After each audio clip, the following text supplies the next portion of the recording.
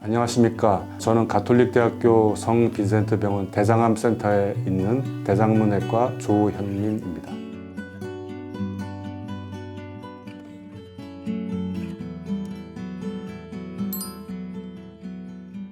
우리나라가 계속 발전을 해서 이제 선진국 배열에 끼게 된 지금 이 시점에서 이 식생활이 채소류가 많이 줄고 고기류를 많이 섭취를 하게 됨에 따라서 또 여러 가지 사회가 바뀌어서 스트레스도 받고 운동량도 줄고 비만 인구도 많이 생기고 그러다 보니까 대장암이 굉장히 많이 급증하게 됐습니다. 그래서 이처럼 대장암은 선진국일수록 발생 빈도가 높은 그런 암입니다. 사실 대장암 초기에는 우리가 다른 병도 그렇지만 잘 알 수가 없습니다. 하지만 대개 일반적으로 40대 내지 50대 이후에 원인 모를 빈혈이 생긴다든지 배변 습관의 변화가 갑자기 발생한다든지 변이 가늘어진다든지 변을 보고 나서도 개운하지 않고 불편함이 남아있는 경우 이런 게 있으면 대장암을 시사하는 의심스러운 증상입니다. 물론 그렇다고 다 대장암은 아닌데 대장 내시경을 한번 해보는 게 좋습니다. 오른쪽 대장이 있고 쭉 돌아서 중간에 횡행결장이라고 있고 왼쪽 대장이 있고 항문 쪽으로 내려가는 직장이 있습니다. 그래서 생긴 부위별로 우리가 증상이 조금 다를 수 있는데요. 오른쪽에 생긴 대장은 대장의 직경이 굵습니다. 그래서 사이즈가 상당히 커지기 전까지는 우리가 알 수 없고 어쨌거나 사이즈가 많이 커지게 되면 혹처럼 만져지는 게 느껴질 수가 있습니다. 또 우리가 암이 생기면 그 암에서 조금씩 출혈을 할 수가 있습니다. 소량씩. 그게 만성화가 되면 빈혈 증상이 나타나게 됩니다. 그리고 변 볼 때 검붉은 색의 혈변 비슷한 그런 변을 볼 수 있습니다. 그 다음에 왼쪽에 생기는 대장은 오른쪽에 생기는 대장보다는 내경이 좁습니다. 이런 경우에는 이제 변비기가 좀 있다가 갑자기 또 설사처럼 바뀌었다가 하여튼 배변 습관의 변화가 나타난다든지 변을 보는데 핏기가 좀 비친다든지 하는 증상으로 나타날 수 있고요. 항문 근방에 있는 직장암이 발생하면 변 볼 때 핏기가 비친다든지 점액성 변이 좀 나온다든지 변을 보고 나서도 개운하지 않는 그런 증상이 흔히 나타나는 증상입니다. 대장암 자체가 유전병은 아니지만 부모님이 이 대장암에 걸린 적이 있다 한 경우에는 위험도가 한 2배 내지 3배 정도 올라간다고 돼 있고요. 우리가 가족성 용종증이라는 병도 있고 비가족성 용종증이라는 그런 병도 있습니다. 우리 유전자 자체에 문제가 있어서 시간이 지날수록 잠재되어 있던 유전 질환이 때가 되면 발현을 하게 돼서 증상으로도 나타나고 오랫동안 갖고 있게 되면은 암으로 변하게 되는 그런 유전성 질환입니다. 또한 크론병이라든지 우리가 궤양성 대장염과 같이 염증성 장질환이라고 하는 그런 병을 앓고 있는 경우에도 발병 빈도가 굉장히 높습니다. 그 외에는 비만하다든지 그러니까 육식을 많이 한다든지 나이가 많아지는 것도 고위험 요소라고 할 수 있겠습니다.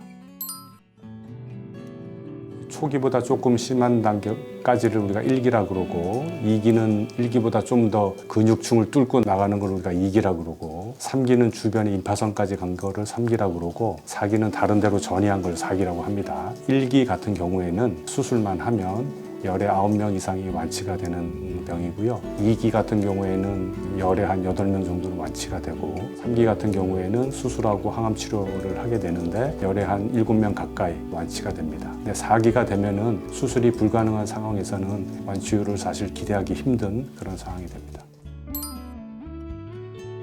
일반적으로 선종이라고 함은 양성종양입니다. 대장에 발생한 양성종양. 대장암은 크게 발생 경로에 따라서 2가지로 나눕니다. 선종으로부터 시작해서 암으로 발전되는 게 한 80 내지 85% 정도를 차지하고요. 15 내지 20% 정도에서는 처음부터 대장에 암이 발생하는 그렇게 크게 2개로 나누고 있습니다.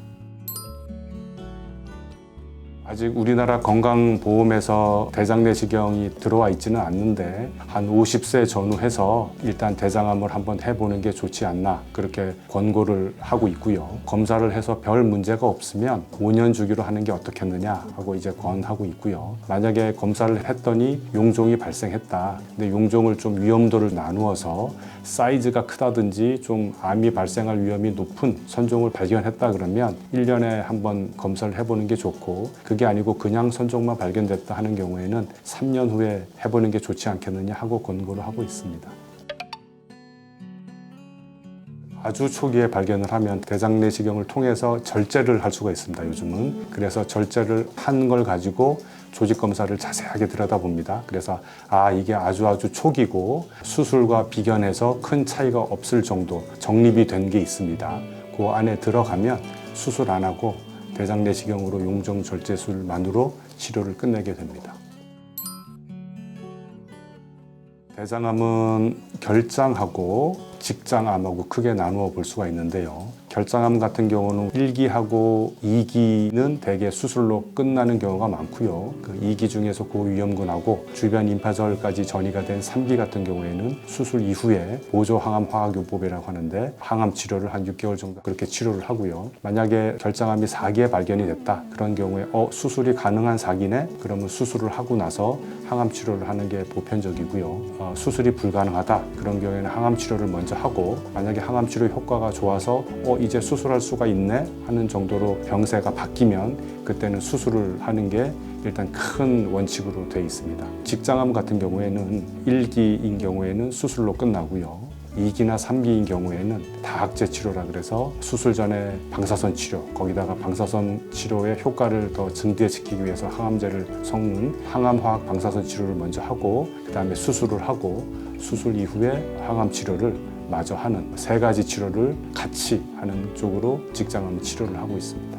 4기인 경우에도 마찬가지로 수술이 가능한 경우에는 수술적인 방법을 먼저 선택을 하게 되고 수술이 불가능한 경우에는 여러 가지 방사선 치료도 하고 항암 치료도 하고 그 치료를 주로 해서 만약에 수술이 가능하게 되면 그때는 수술을 하게 됩니다.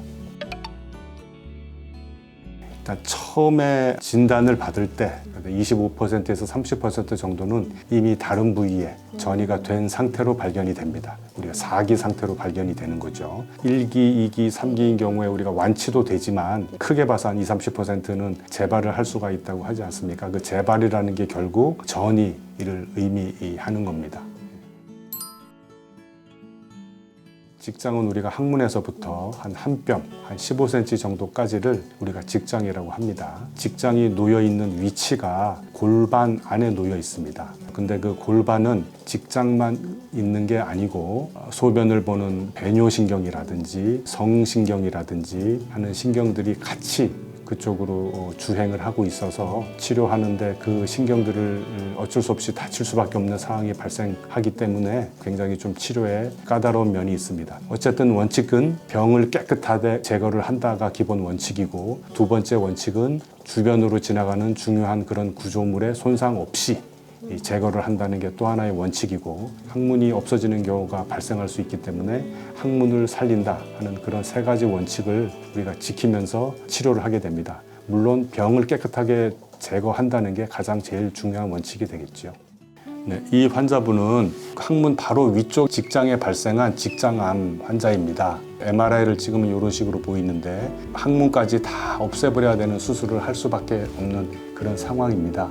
그런데 요즘은 그래서 바로 수술을 안 하고 여기다가 방사선 치료를 먼저 해서 이 사이즈를 줄인 다음에 우리가 항문을 살리면서 직장을 잘라내는 그런 치료를 시행을 했습니다. 그래서 아직까지 별 문제 없이 잘 지내시고 계시고요. 우리가 직장이라고 하는 거는 쉽게 말해서 변의 창고 역할을 하는 겁니다. 직장암을 치료하느라고 직장 자체를 잘라버리게 되는 수술을 하는 겁니다. 그럼 창고가 없어지게 되는 거죠. 그러면 수술하고 나서 화장실을 자주 가게 되니까 항문도 조금 헐 수 있고 사회생활에 굉장히 불편함을 느낄 수 있고 하는 후유증이 필연적으로 따라오게 됩니다. 주변으로 가는 신경들, 배뇨신경이라든지 여러 가지 성신경이라든지 영향을 받기 때문에 발기가 잘 안 된다든지 남자의 경우, 또 사정이 잘 안 된다든지, 또 여자들 같은 경우도 유사한 성생활에 불편한 증상이 남는다든지, 폐경 후인 경우에는 별 문제지만 폐경 전인 경우에는 수술하기 전에 방사선 치료를 하면 상당히 많은 수에서 한 열에 6명 정도 폐경이 올 수 있습니다.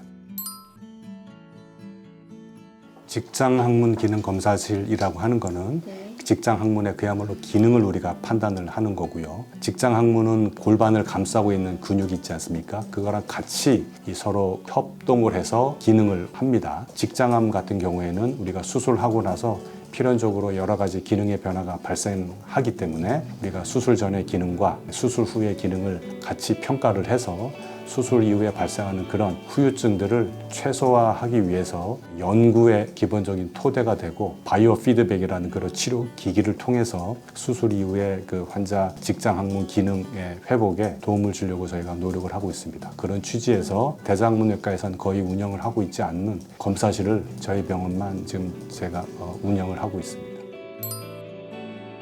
일단 1차 예방하고 2차 예방을 우리가 나눠볼 수가 있는데요. 1차적인 예방은 사실 여러 암종하고 비슷합니다. 음식물을 골고루 섭취하고 육류 섭취가 과도하지 않게끔 좀 어느 정도까지 제한을 해서 드시는 게 좋고, 채소류를 많이 드시고 변이 만들어져서 배출되는 시간을 줄이는 게 변에 의한 독성을 우리가 줄일 수가 있기 때문에 그런 면에 있어서 생활 습관과 음식물 조절, 운동 그런 게 굉장히 다른 암과 마찬가지로 중요하고요. 대장 내시경을 해서 그 용종은 우리가 대장암의 씨앗이라고 우리가 표현을 하는데, 그 용종을 제거를 하면 대장암이 생기는 것을 굉장히 많이 예방할 수 있습니다. 그걸 2차 예방이라고 우리가 말할 수 있습니다.